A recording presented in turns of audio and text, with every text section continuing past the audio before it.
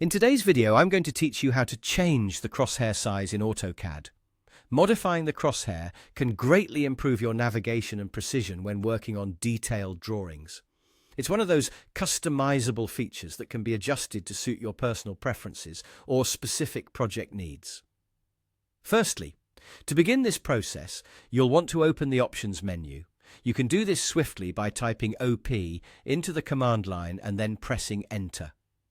This command is a fantastic shortcut, saving you the time you would spend navigating through various toolbars to find what you need.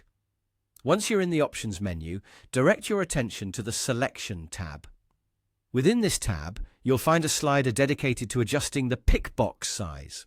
The pickbox is essentially the central box of your cursor, the little box you use to pick objects on your drawing.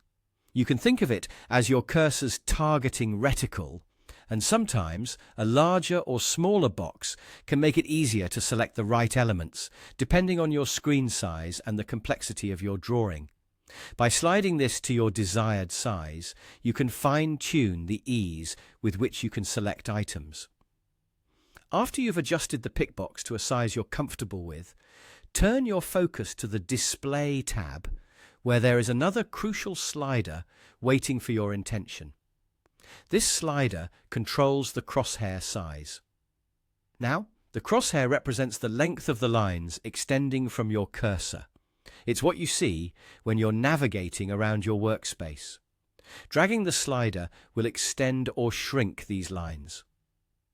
Adjusting the crosshair size can help reduce eye strain or make it easier to see the direction you're working in, especially in large or detailed drawings.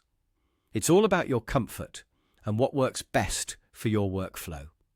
And there you have it.